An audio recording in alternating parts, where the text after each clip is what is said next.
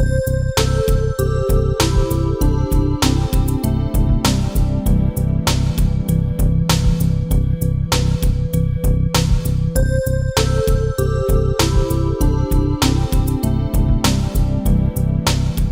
evening. It's great to see some familiar faces.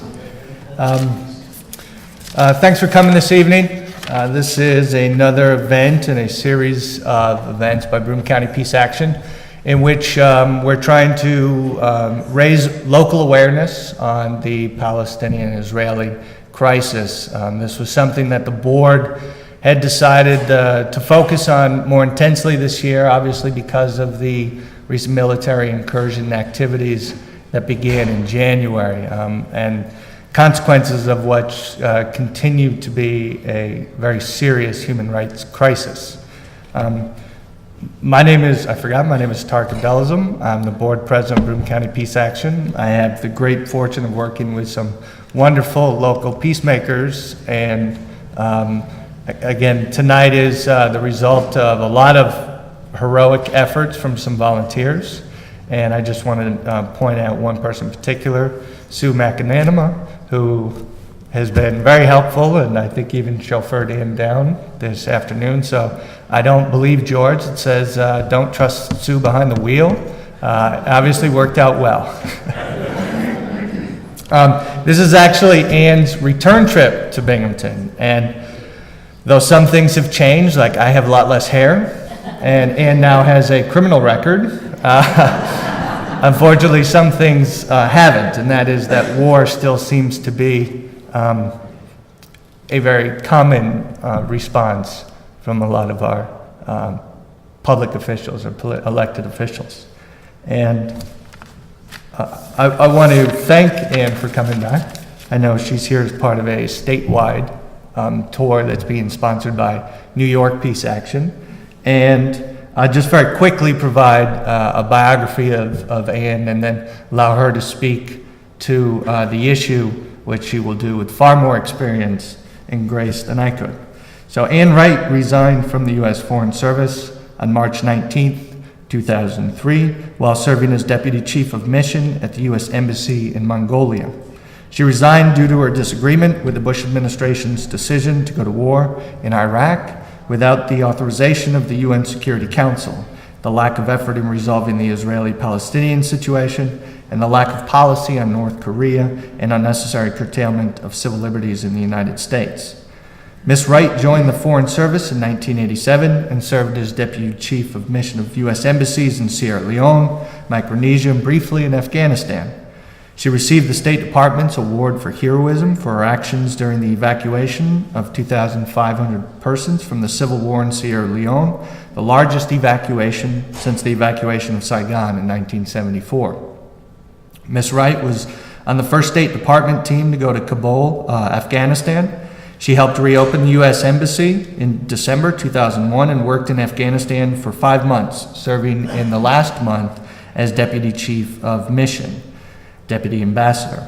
Ms. Wright's other overseas assignments include Somalia with both the U.S. mission and as Chief of the Justice Division, reconstituting the Somali police, judicial, and prison systems of the United Nations mission to Somalia. She also served in U.S. embassies in Uzbekistan, Kyrgyzstan, Grenada, Micronesia, and Nicaragua. Before entering the Foreign Service, she served in the Army and has a combined regular Army Reserve service time of 29 years. She served primarily in special operations units and attained the rank of colonel. While on military duty in 1982 and 83 in Grenada, she was on the U.S. Army's international law team and participated in civil reconstruction work following the U.S. rescue mission.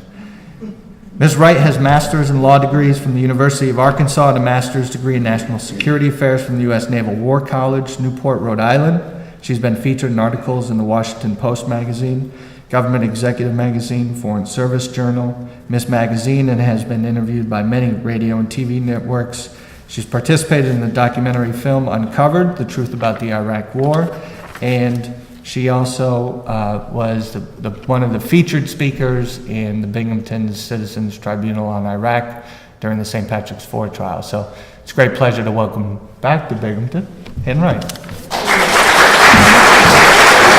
very much, Tarik, and thank you, Sue and George, for helping organize my getting here, and all of the organizations, not only the Broome County Peace Alliance, but all the other organizations that you are members of. I see a lot of our Veterans for Peace folks that are here, and Code Pink Women for Peace. I don't know if you have Iraq Veterans Against the War here. Military Families Speak Out. Women in Black. What other groups do you represent? Presbyterians for Peace. There you go. Unitarians for Peace. And I do want to thank the great congregation and the pastor of this lovely church, the Unitarian Church, for always opening their doors to voices of the community. And many times it's on topics that sometimes other organizations, even churches, don't really want to have those topics talked about in their buildings. And yet the Unitarians are always there to open the doors for dialogue. I'm going to be speaking about 2 trips that I've made in the last 2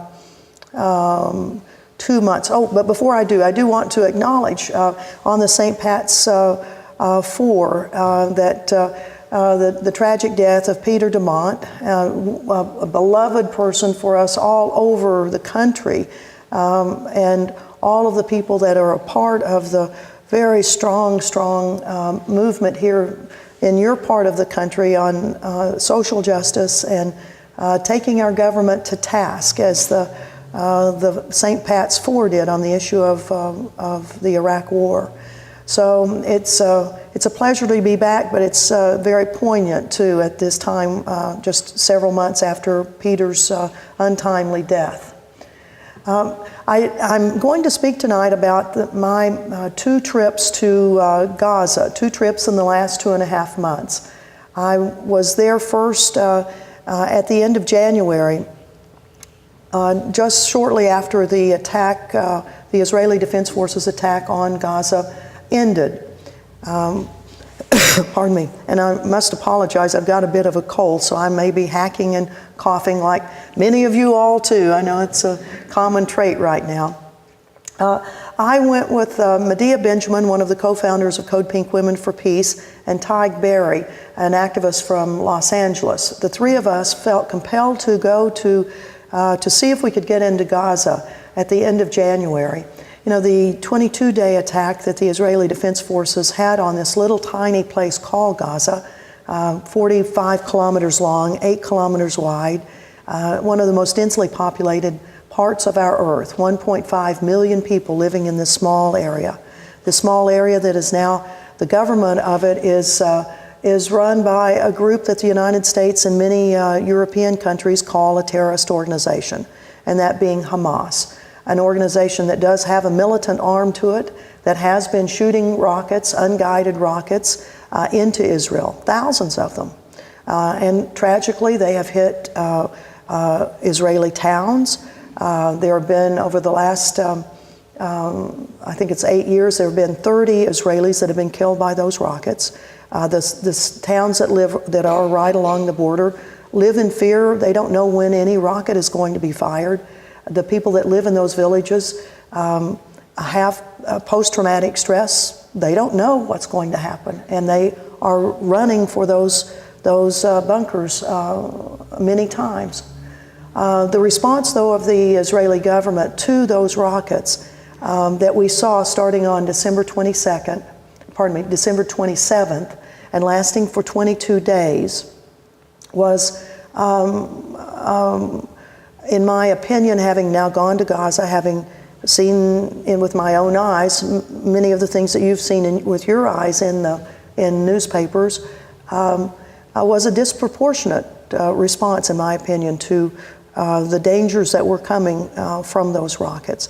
Over the last years, probably the last 15 years, there have been some, I think by the Israeli Ministry of Interior figures, there have been some 1,000, I believe it's 500 Israelis that have been killed in various attacks, whether it's by bombs or by suicide bombers in the first Intifada. There have been something like 9,800 Palestinians that have been killed. During this 22-day period, where the Israeli Defense Forces used their military on Gaza, there were 1,440 Palestinians that were killed. There were over 5,000 that were wounded. 70,000 were left homeless. Virtually every industry in the country was demolished, was destroyed, was run over by tanks that subsequently came into to Gaza. Virtually every one of the government buildings was destroyed, and particularly if Hamas had any sort of governmental function in that building. If there were specific Hamas government officials there, the Israeli military targeted those facilities. And as a result, there is a huge amount of destruction in Gaza. And that follows on 20 months of a quarantine, a blockade, a siege that our government has been participating in. All of the Western European countries are participating in it. Egypt is, Israel is. And this is the collective punishment of the people of Gaza, 1.5 million people, for having had for having an election where they democratically elected a group of people who are on the US and European terrorist lists, that being Hamas. Hamas gained the most seats in the parliament during that election. And the response of our government and other governments was to say, we will not recognize that government, even though it was democratically elected, and to put the squeeze on you people who voted for Hamas, we will put this quarantine on you. And it's now been going on for over 20 months. Nothing goes in, nothing goes out. Palestinians have been in there for 20 months. They've not been able to come out to visit their families on the West Bank. Families that were outside Gaza when the quarantine started have not been able to come back home. You ask, well, how do people stay alive if there's a quarantine? There's that tunnel system, and you've probably read about that. There are over 1,500 tunnels that have been dug over the past 20 months under the border with Egypt. Now, from the Israeli perspective, they say, well, those tunnels are used to bring in the weapons, to bring in the rockets that are then fired at us. And so the Israeli military does take military action against many of those tunnels. On a daily basis, there are bombing raids on the tunnels. But the tunnels still exist. At any one time, over 900 of them are working. After one has been bombed, it takes about 6 months to dig it out. It is the virtually sole source of employment for young men in Gaza. It's to be a tunnel digger. They get $25 a day to dig the tunnels, $25 if they live, because many of them have been killed in digging the tunnels. And in fact, just last week, there were 6 young men that were killed in a variety of tunnel collapses, from just structural failure or from bombing raids. During the rainy season, sometimes the tunnels collapse because of the rain that's come through. People have been asphyxiated in the bottom of the tunnels. Pardon me. The tunnels go straight down, 70 feet straight down. And then under the Egyptian border, anywhere from 500 feet to 900 feet. And they come up, straight up, 70 to 80 feet, into someone's backyard, just across the border, in the Egyptian town called Rafah, in somebody's backyard or somebody's basement. And that's where the Egyptian connection, the merchandise connection, that's where they bring the merchandise that's ordered from Palestine, from Gaza. There's a strong cell phone connection back and forth of people from Gaza calling over saying, today we need food today. We need canned food. We need generators today. We need gasoline today. Gasoline and explosives, not just weapons, but things to keep people alive. Propane canisters. All of these things are moved under these tunnels, through these tunnels. Some of the tunnels, they say, are large enough that they can actually move livestock through. It's an incredible situation where you have 1.5 million people that are living on smuggling. Because normally the merchandise that comes into Gaza before the quarantine, it had been coming in through the borders with Egypt and the borders with Israel. And in fact, for a good portion of that population, that 1.5 million, 900,000 people in Gaza are still on the United Nations refugee rolls. So the United Nations is charged with providing for these people still called refugees because they have not been able to go back to their homes from whence they left in 1947. So the numbers of the trucks that are supposed to be coming, I'm sorry, the pastor warned me about that. He said, if you're a person that uses your arms, you better watch out. So my apologies to your ears. If you think of the numbers of truckloads of produce and merchandise it takes to keep people alive, they were saying that normally it takes well over 1,000 trucks a day coming into Gaza to keep the population alive. And now it's down to anywhere from 100 to 200 a day on good days. Many days nothing comes in. When we went first to Gaza at the end of January, we arrived after the 6-hour trip from Cairo, Egypt. It takes 6 hours to drive across the northern Sinai, to go across the Suez Canal, and then into the Sinai, and then over to the border of Gaza and Egypt.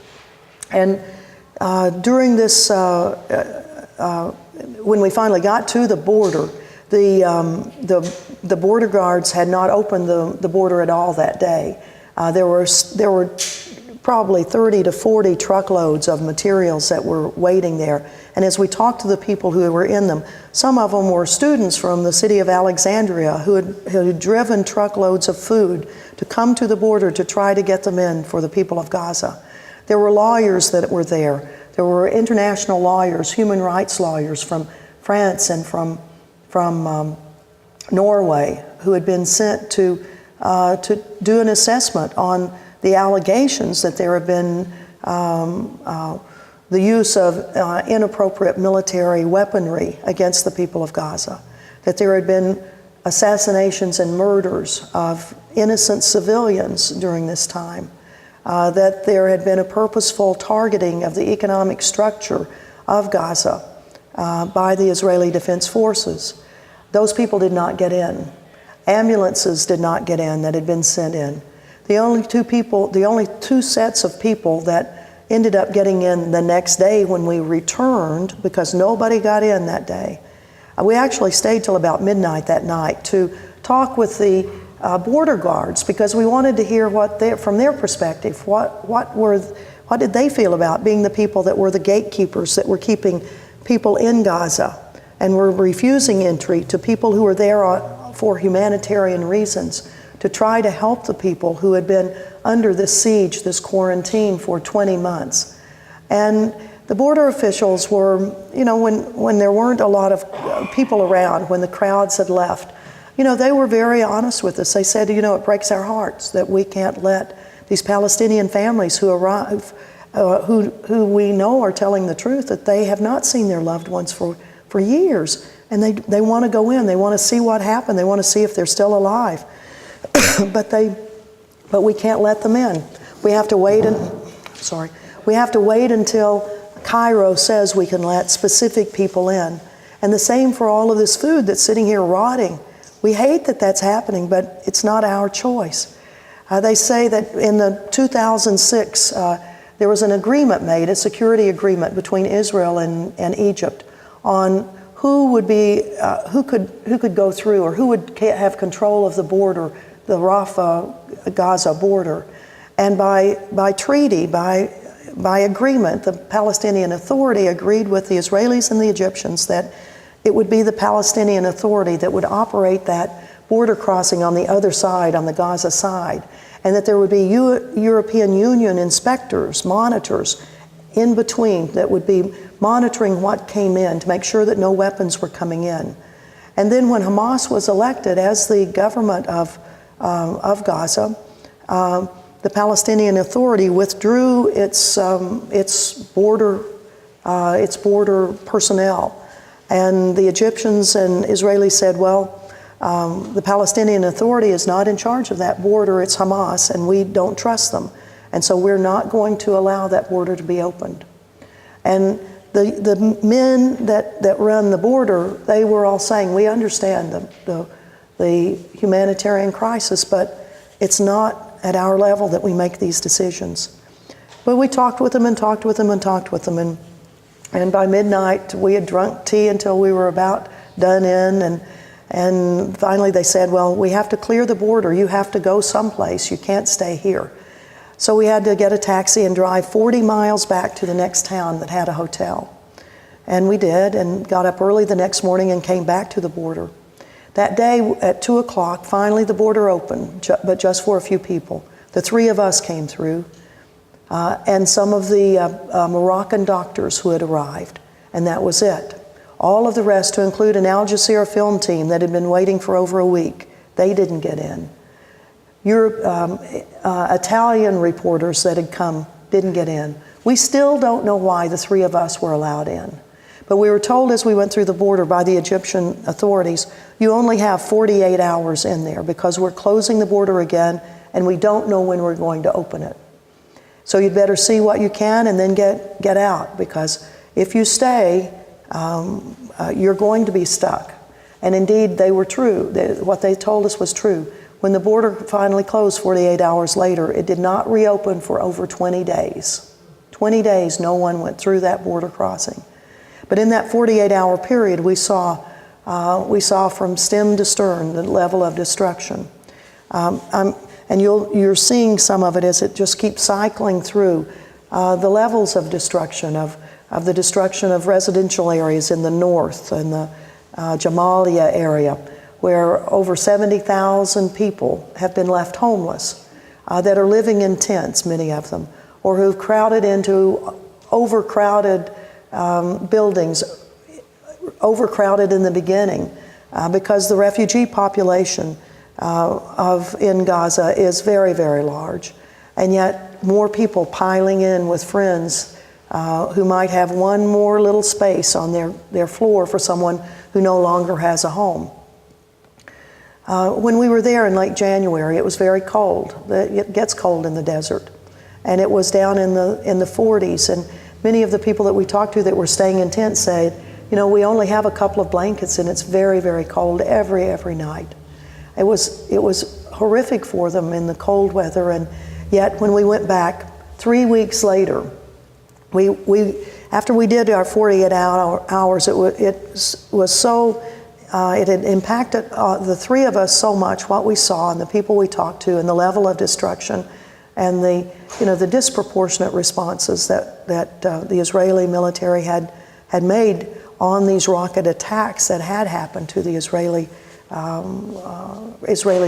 villages, that we decided we would come back to the United States and try to organize very quickly another delegation to go. And within 3 weeks, we had put on the internet that we were going to go back for International Women's Day, that we were going to go in solidarity with the women. And in fact, the United Nations Works and Relief Agency in Gaza had issued us an invitation to come back.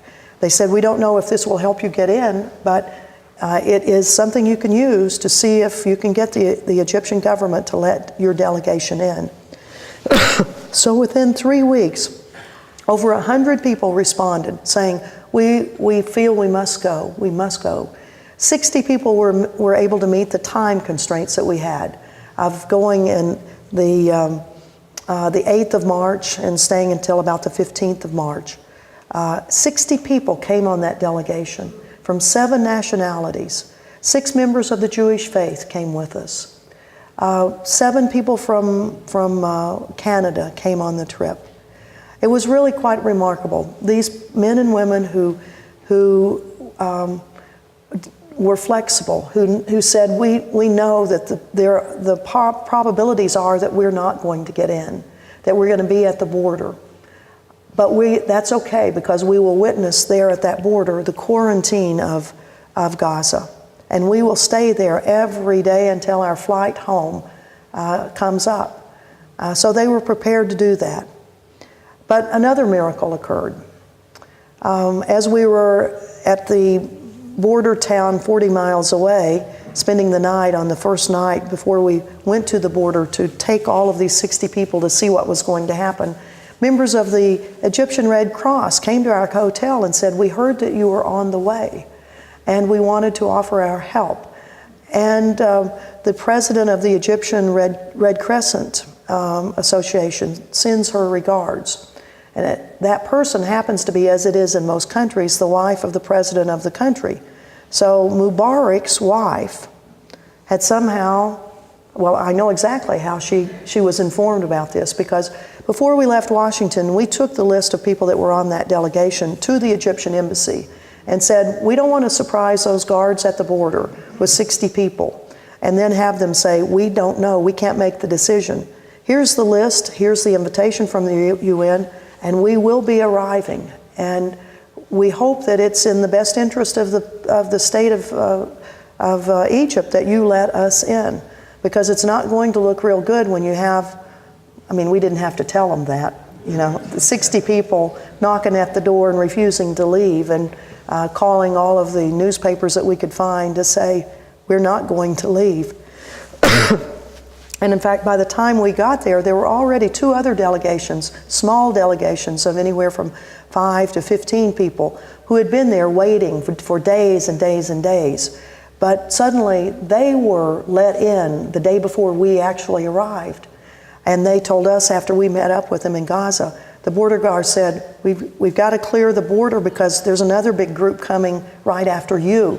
So we're going to let you in. And then we arrived with our 60 people, and they let us in because there was another group right behind us of 100 vehicles that had been driven from London, from England, driven all through Europe, all the way down to Spain, taking ferry boats across the Straits of Gibraltar into North Africa.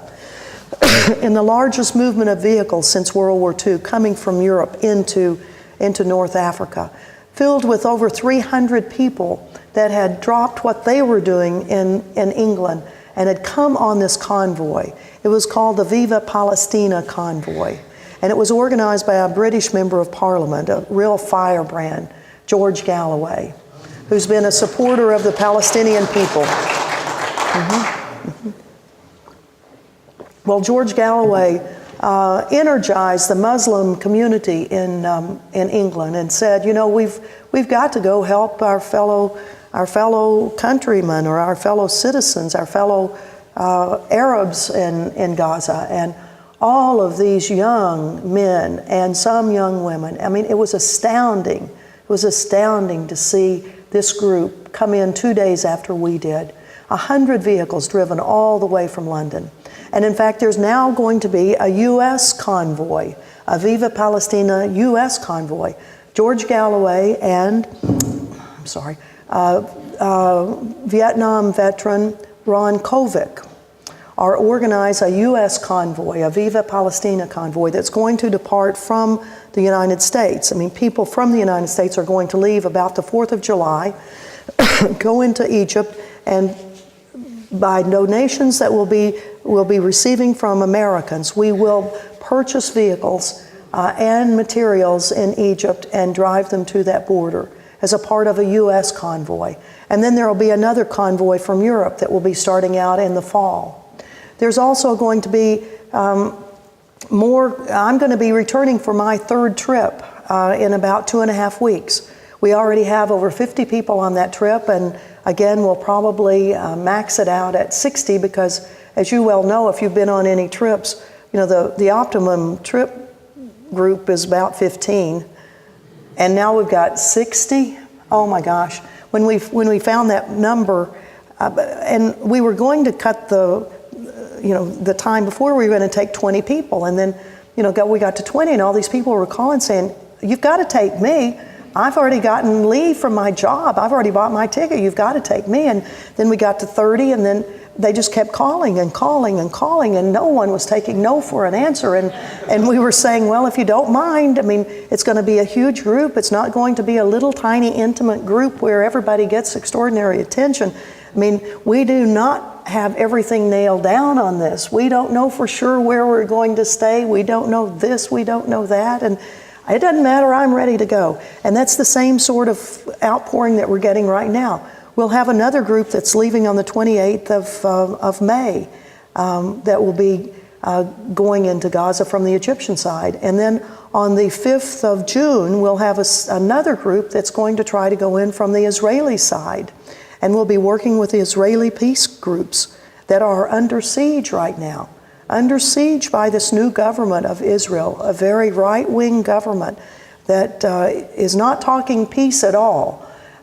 So these Israeli peace groups that are very, very strong. I mean, we think we had trouble with the Bush administration as peace groups, with the onslaught of 2 wars that we were trying to battle against. And the Israeli peace groups, too, have their own internal challenges. Last week, computers were seized from a women's peace group that does counseling for young men and women who don't want to join the military.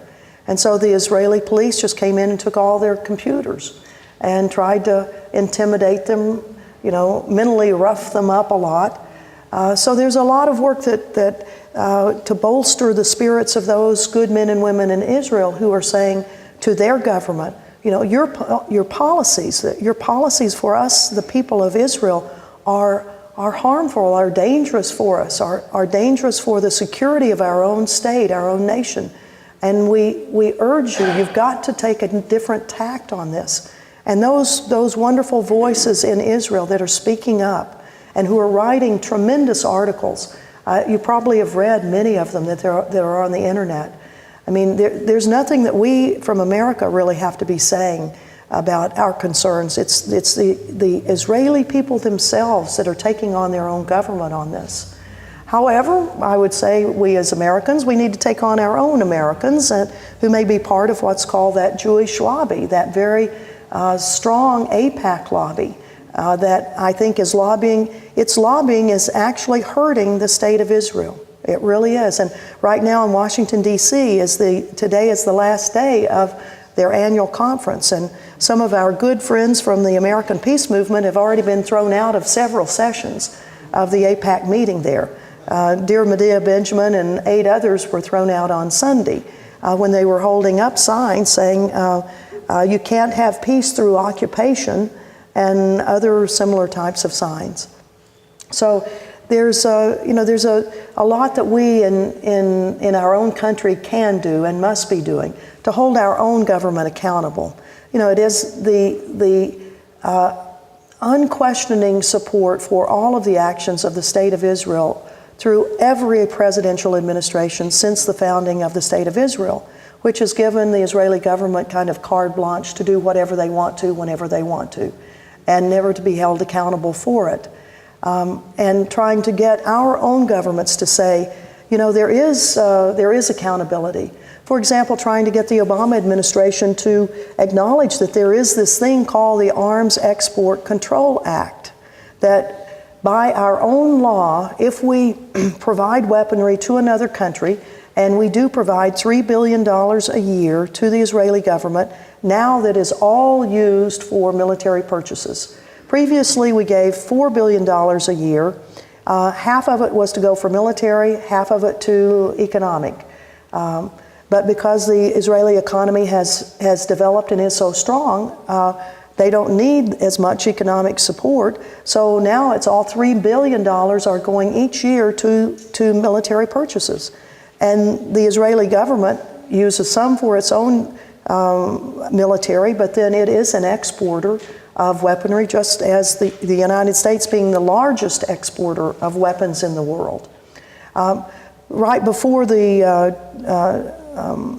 Israeli military attack on Gaza happened on December 27th, the previous week, the United States had sent a shipload of weapons and ammunition to the Israeli Defense Forces. There were there were 989 containers of weapons and military-related supplies that were sent by the United States that were used in these attacks.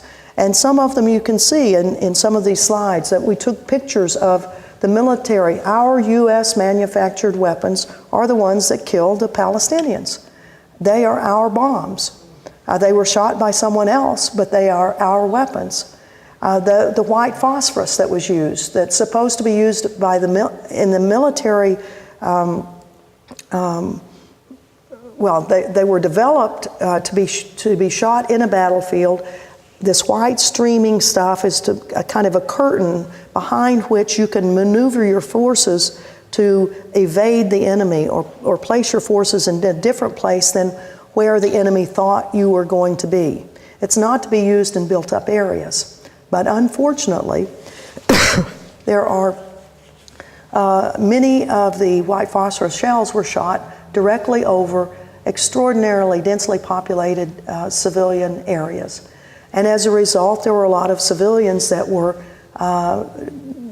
disastrously wounded by this white phosphorus. This white phosphorus that burns as it falls down. If it hits something, it burns. It burns through your flesh. It burns through your skin, through your flesh, down to your bone. It burns your skin off.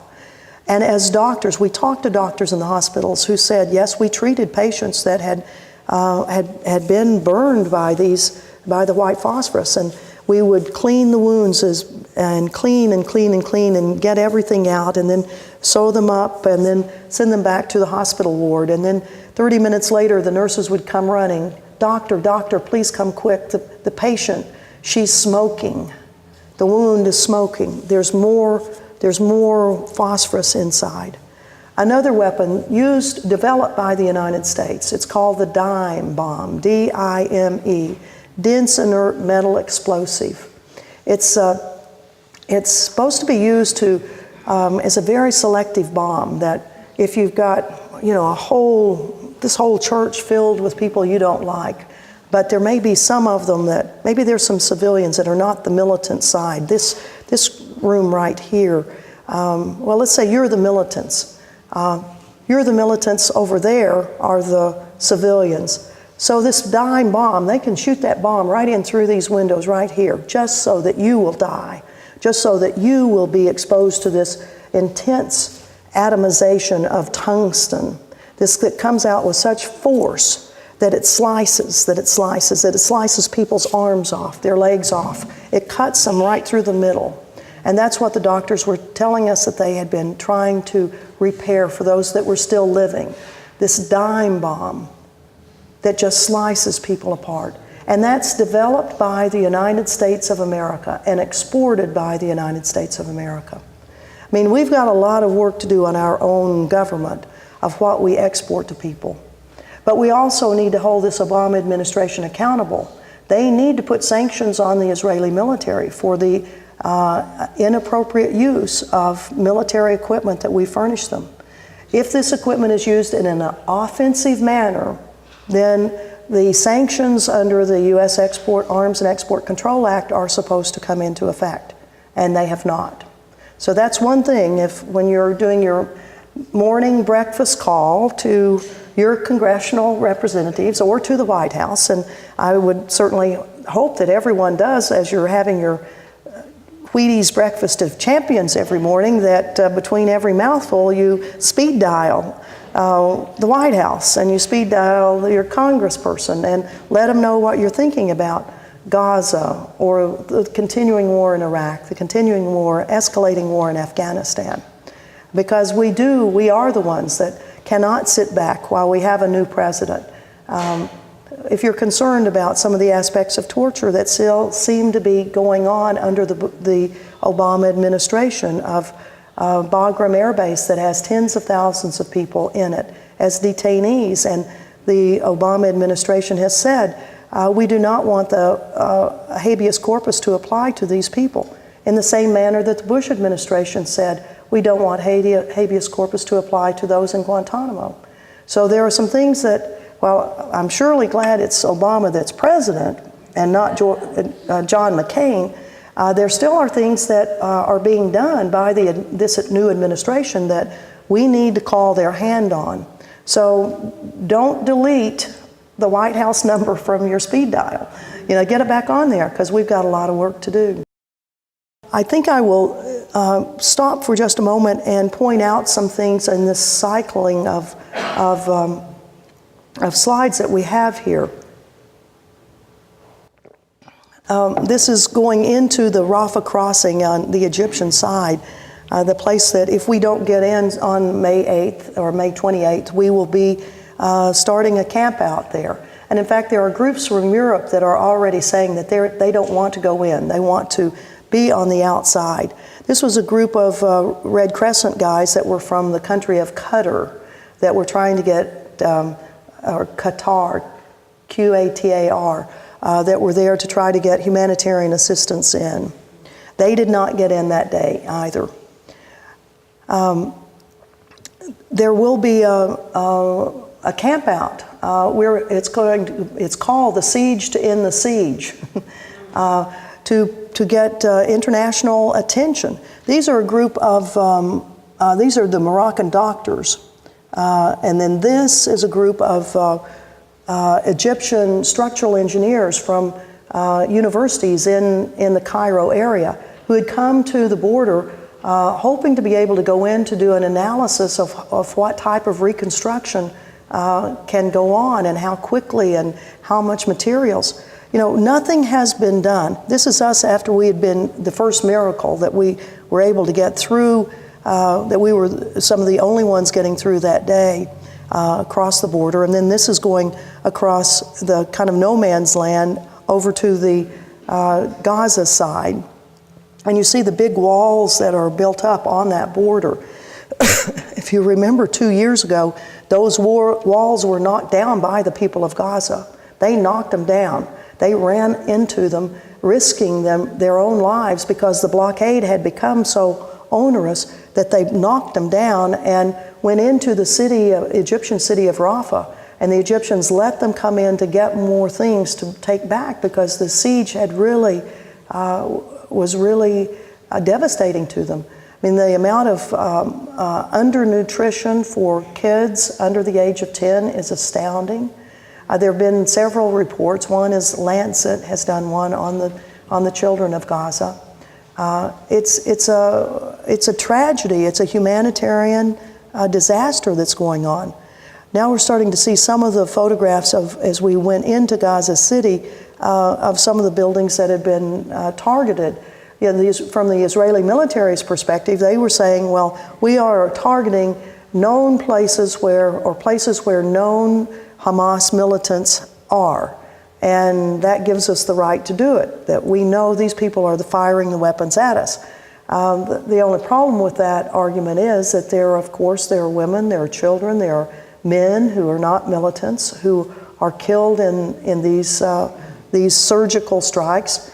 We know that as Americans because every single day we read about something in Afghanistan or Iraq, and mostly it's Afghanistan now, where our surgical strikes aren't so surgical, that our intelligence fails, that we don't really know who is in that house or in that compound, or that grouping of people turned out not to be a group of militants, it turned out to be a wedding party.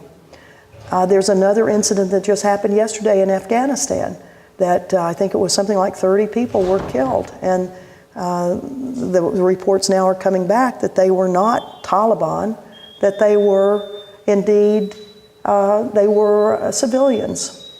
So it's the Israeli military in that same manner. They can surgically strike all they want, but the probability that they're going to get more than just a militant is very, very high.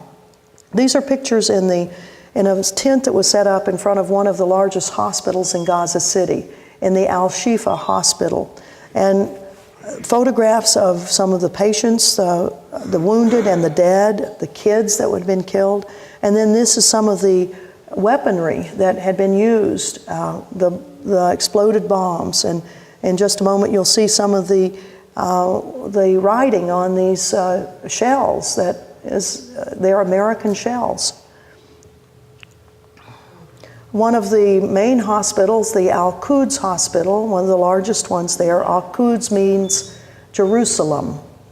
The Al-Quds Hospital was targeted and blown up, or the upper floors, not the whole thing, the upper floors were attacked and burned. The lower floors, they've now cleaned out and are using it again as a hospital. Ambulances were targeted from the Israeli military. They were saying, well, we think that they're moving wounded militants in those ambulances, and so we shot them. On the Palestinian side, they were saying we were moving primarily civilians. I mean, they don't say flatly that militants were not being moved in them, but they were wounded, and in the under the law of land warfare, once somebody's wounded, you're supposed to, that puts them into a different status, except it doesn't now. Our modern warfare, we've gotten so modern that, just because you're wounded doesn't take you off the battlefield. You're always a target. And we, the United States, do that too, in violation of international law. These pictures are of the Parliament building. The Parliament where the Hamas representatives were elected in such numbers that they became the ruling party. And that big, huge, what appears to be a very, very beautiful building was damaged beyond repair. It will have to be totally torn down. These pictures are at the Palestinian Commission on Human Rights that's documenting stories of Palestinians, of what happened to them. And initially, the Israeli government was saying that many of those, the documentation was wrong, that indeed things that the Palestinian Human Rights Commission was talking about was wrong. Now we're getting confirmation from Israeli military personnel themselves who are speaking out in public saying, yes, we did shoot a grandmother who had a white flag coming out of a building and with a little girl. Yes, we did kill her. We shot her as she came out. These buildings are in downtown Gaza, and this is part of the surgical strike of specific buildings for specific militants, except that these explosions are so big in that concentrated area that not only do they blow up the building, but they blow the facades off all the buildings along. This is a mosque, a major mosque in the center of Gaza City, that the Israeli military said, well, there were weapons in the bottom of that mosque, and that's why we took out the mosque. I don't know who's right or wrong, but they are, whether they were right or not, but they certainly did destroy that mosque and several buildings right in that neighborhood. And yet you see all of these kids who are who have now lived through almost a 2-year blockade of their country. They've now lived through 22 days of intense attack that was going on every hour, every day for 22 days. Extraordinarily intense attacks. These kids are showing all the classic signs of post-traumatic stress, aggressive behavior, bedwetting at night, inability to cope with things, as are the parents. I mean, it is a society, these young men who have no place to go, so they go back to where their home used to be, and they sit up in the wreckage of it, and they make their coffee up there and sit and talk. And there's nothing else to do. There are no jobs. There are no reconstruction jobs. This is an area where the Israeli tanks came in. There were a lot of tanks. I would say probably at least 1,000 tanks came into to Gaza. And each place where tanks were gathered was destroyed. I mean, these tanks just run over everything. And they run over orchards, purposely targeting old ancient olive orchards. We did have a young American, Rachel Corey, who was run over 6 years ago by an Israeli tank as she in Gaza, in Rafah, Gaza, was standing there saying, don't demolish this house, don't demolish it. And the young Israeli military bulldozer operator ran over her. Her parents came with us on this trip. Cindy and Craig Corey came with us because it was going to be the 6th anniversary of the death of their daughter while we were there. And they said it had been several years since they had been there, and they wanted to go back. And let me tell you, the extraordinary outpouring every time a person from Gaza heard that the Coreys were with us. Where are they? Where are they? We want to meet them. We want to thank them. You know, their daughter who gave her life for trying to protect our homes. I mean, it was the most unbelievable thing. Oh, and how the Coreys made it through all of those days, because every person wanted to come up and thank them. We also had with us Alice Walker, you know, the wonderful poet and novelist who is starting to do the writing. It takes her a while to process all of this, but she's now starting to writing about her impressions of Gaza. These are some of the residential areas in northern Gaza that were knocked down. The whole area just south of the northern border with Israel, there is a no man's land, and then an agricultural area, then what used to be kind of an industrial park where most of the industries of Gaza were centered. All of those were first targeted for destruction by F-16s, American F-16s, or attack helicopters, or by targeting by shells from tanks. And then the next level were these homes, these tall residential buildings, pardon me, that housed thousands of people. You can just see that there's no way you can renovate those. They will have to be brought down. And yet there's no equipment left to do it. Bulldozers were targeted, were run over. Construction facilities where you could mix cement were purposefully destroyed. There's no way that you can rebuild from within. And right now, how do you move that? Where are the cranes that can move that destruction, that rubble? They aren't there. And yet the international community, 3.5 months later, still has the borders closed and is saying, the United States has said, Secretary of State Clinton said in early February, we would give 300 of 900 million we're going to give to the Palestinian Authority. We will let it be designated for reconstruction in Gaza, but it can't flow through the government of Gaza. It can't go to Hamas because that's a terrorist organization. These are pictures of the various industries that were knocked over, and this is one of the construction areas. All of these areas used to be part of making cement and cement trucks to carry it around the country. These are the little white tents are some of the places where those who no longer have a home where they live. Our government is saying we have $300 million, but we aren't going to give it to Hamas, and we don't have a plan. We don't know how to move the money in. We don't know who to ask to help on reconstruction, so we'll sit here and do nothing. And that's what we're doing, nothing. So when we go back on the 28th of May, there will be nothing that's done, nothing at all. You can't bring I-beams through a tunnel. You can't make that bend 70 feet down to turn a 100-foot beam that you're going to need to rebuild some of these things. You can't do it.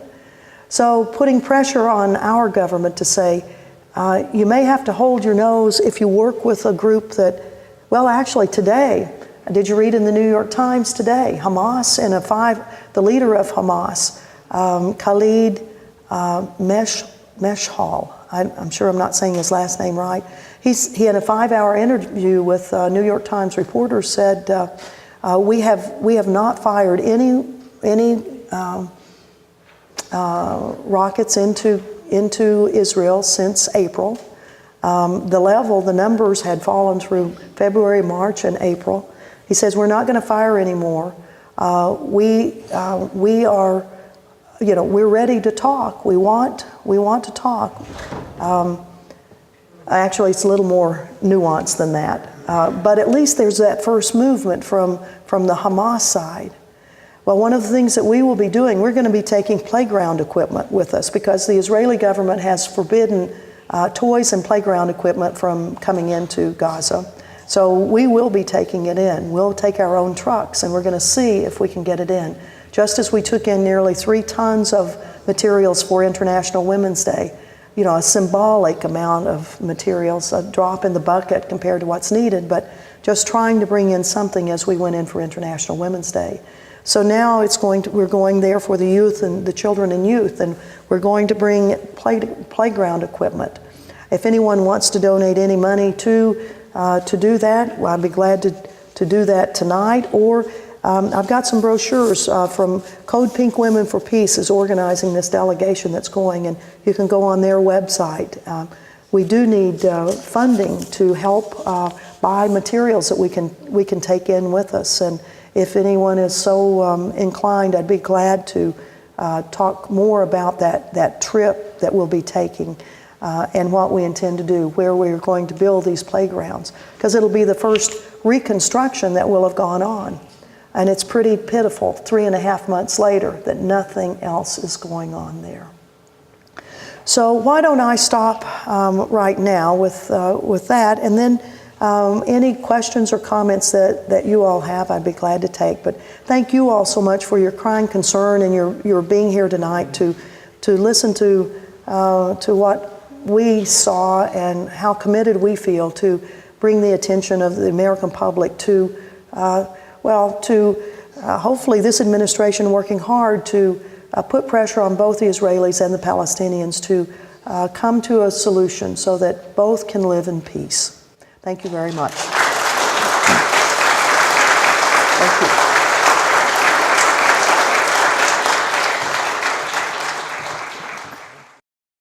A couple things before we get on to questions. The Broome County Peace Action does have an ad hoc Israel-Palestine committee, and they're working on efforts like this and others to raise local awareness and to maybe build kind of a regional alliance for larger efforts like divestment campaigns. So if you are interested, Jim, can you please stand up? Just see Jim Clune afterwards. Your help and volunteer support would be greatly appreciated. Also on the back, we have some information similar to what Ann shared with us tonight about our aid to Israel and efforts that you can take, either signing a petition or sending a postcard that would be mailed to President Obama calling for an end of this aid to Israel. So that's on the back. Also, there are books back there, Ann's recent book, and she'll also be available for signing them. So please look at that on your way out. And finally, next Tuesday is our annual board meeting. It's a Broome County Peace Action annual board meeting. And that's May 12th. That will be here in UU Church again at 7 o'clock. We always have a speaker for that event. It's about a 5-minute business meeting, and then we have a speaker. It's going to be Reinhard Bernbeck. Many of you are familiar with him. He's been in this area for many years, him and Susan. He's going to be speaking on countering structures of violence. And he'll be, unfortunately, leaving us for a 5-year fellowship to Germany. So it's kind of going to be a goodbye to Reinhard as well. So if you can join us, that would be great. And then we'll take some questions for Ann, probably about 15, 20 minutes, however long you're feeling. I imagine it could go too long, so we won't give it that open-ended to this crowd. I know them too well. Thank you very much for coming. I'm just wondering, how did you travel in Gaza? What vehicles were available, and did you carry a sleeping bag? Did you bring food, water? What are the logistics of your time there? Well, that's an excellent question. We didn't quite know what was going to happen. We'd been working with the United Nations, and they had actually set up a program for us. They had contacted we told them the types of organizations that we wanted to have our delegation to be able to meet with. We also wanted, on International Women's Day, we wanted to meet with as many women as possible. Pardon me. So on International Women's Day, our group met with over 1,000 women in 13 different community centers all over Gaza. The UN also used, we paid for it, but we used their, or they helped contract for some buses that we used. And here's the interesting thing, how do they get the gasoline in? How do they get the gas to run those cars? And much of it comes underground, underground. Every now and then the Israelis will let a fuel tanker come in. Very seldom though. Most of it's still subterranean stuff. The food, very interesting too. I mean, there are still some hotels that are open. How do they get their food? Well, it's a booming business. The Israeli or the Egyptian merchants make a heck of a lot of money when they get their orders. They get top dollar when they bring the produce into those tunnels. The Palestinian middlemen make a lot of money when they take it to the markets, when they sell it to the people in the markets. And then it's the poor people who don't have much money anyway. They're the ones that are at the short end of that stick too. That trying to, trying to buy food to keep your own family alive. There are things that are in there. They're coming in through the tunnels. It's an unbelievable area. In fact, we just went past, you probably saw some of the slides that had the big mounds of dirt on them. Well, that's the tunnel area. And you saw the openings. That's going down into one of those tunnels. It's not that the tunnels are hidden anywhere. They're very visible. When we were going out the first time after 48 hours being there, we asked the driver as we were going to the border, we know it'd be very dangerous, but we would really like to, kind of get as close as we could to the tunnel area. Maybe we could see it from afar. And the guy looked at us like, "Are you crazy?" No, we'll just go right up to them and zoom, zoom, zoom, and there they were. I mean, some of the mounds of dirt are half as tall as this ceiling because they're always in there digging, taking dirt out, strengthening the insides of it. And as far as you can see, I mean, for a good 3 miles, this whole area along the border, right next to the border, is very visible to the drones that are coming by, to the stationary balloons that are there that have cameras in them, to the F-16s that go zipping across. I mean, it's there. So, when that stuff still exists, you've got to know that it's very lucrative, that people are making money out of this. I'm sure there are Israelis that are getting cutbacks on saying, we're not going to bomb these. We want our money, though. We're not going to bomb them. The Egyptians are making money. The Palestinian merchants are making money. And the poor people who have nothing are the ones that are taking a hit on it. The other question is, how do you get money into it? How do you get money there? How does, because much of the the refugee population are supposed to be getting, money from the United Nations. It's part of a package that they get. And how that gets in. The Israelis at various times let a UN convoy in. And so some of it comes in that way. But it's a hit and miss sort of thing. We ended up staying at, half of our delegation wanted to stay with Palestinian families. So we asked the UN if that was possible. And they asked their own Palestinian employees within the UN, do you want to host some Americans? And half of our delegation stayed with Palestinians. The others wanted to stay in our delegation said, we just as soon stay in hotels. But the ones who stayed in the Palestinian families, of course, had remarkable experiences as they stayed in the homes and heard the stories night after night after night of what it's like to live in this open-air prison. Colonel Wright, we really do appreciate the service that you've done, but I have one short comment and another question for you. You mentioned the Honorable George Galway, a member of Parliament who went to Gaza. I don't know if people here are aware that last month the Canadian government, under pressure from the United States, refused him entry into Canada.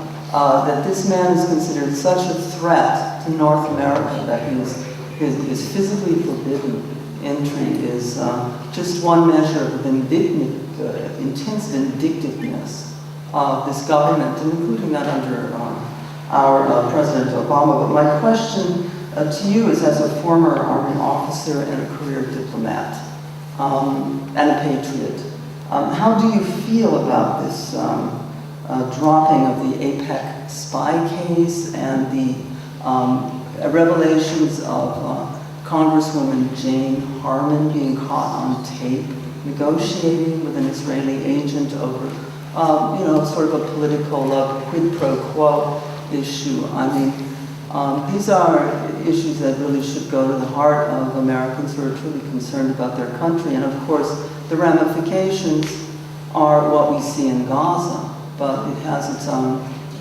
ramifications. Yeah. Surely. Oh, this way, okay.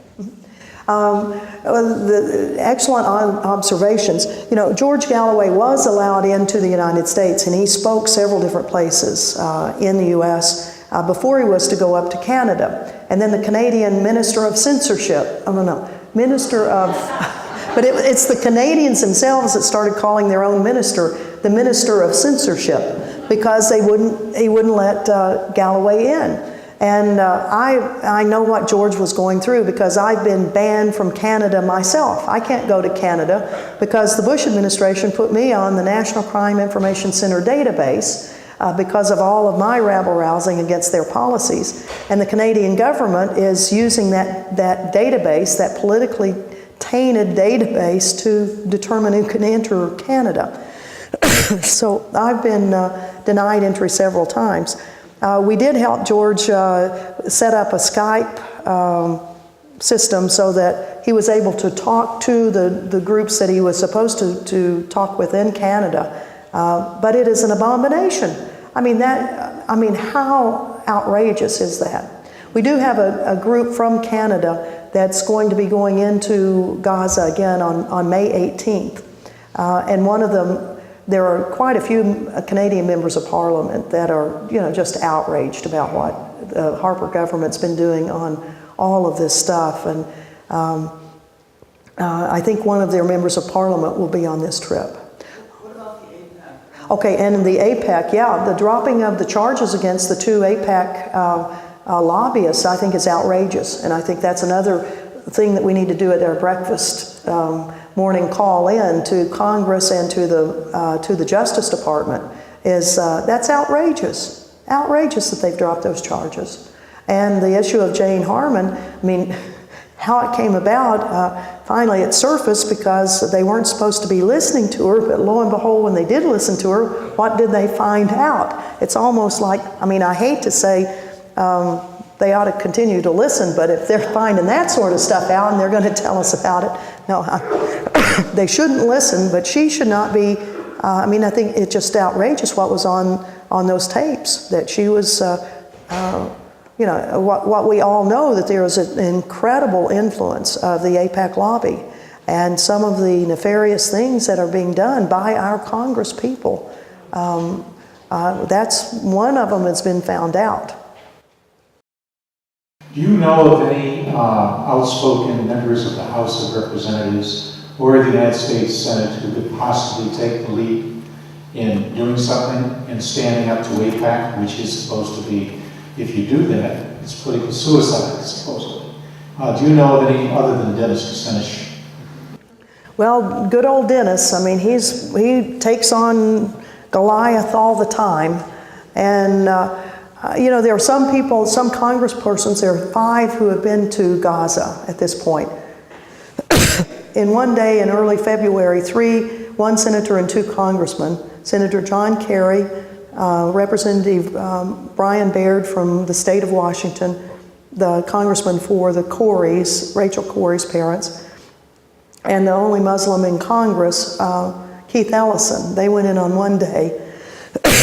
pardon me, and then 2 other people, one from South Carolina and one from, I believe, New Jersey, went in a couple of weeks later. Those are the only people that have been in. And you would think that those who had been in would be willing to kind of stand up and say, you know, we need to really hold people accountable. But in a very surprising briefing that I attended that Keith Ellison and Brian Baird gave, probably a month and a half ago, at the new Capitol Visitor Center, I asked Ellison, I said, when is Congress going to start discussions on the violation of the Arms Export Control Act because of the offensive use of the U.S. military weaponry? And Keith just, I mean, his answer floored me. He said, you know, we have to be very delicate in this because there are so many things that are there. You know, we have to watch out for all sorts of things. We can't be just a bull in the china shop. And I said, well, I don't think we are quite the bull in the china shop on this one. You know, that we are trying to say to the bull in the china shop, there are ramifications of what you've done, and you have broken the regulations under which we provided military equipment to you, Israel, and we are now sanctioning. Oh no, it was unbelievable. Here was the one guy I thought would probably be joining Dennis Kucinich. But he was saying, no, we have to be circumspect and we have to be delicate. I mean, the word delicate was used so many times, and it was like, God, what happened to you, Keith? I mean, you're the one Muslim member of Congress, and we're talking about the disproportionate use of military force on an Arab area, and I would have thought you would have been speaking up, but no, he didn't.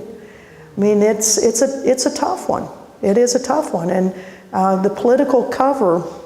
I mean, so many of these congressmen and women take enough money from the AIPAC lobby that they are unwilling to go against it, and there are. Organizations that will target specific congressmen. If they don't vote the way that AIPAC wants them to, then there'll be challenges in the primaries. There'll be major challenges. So it is a very powerful group, and most congresspeople don't seem to be willing to take it on.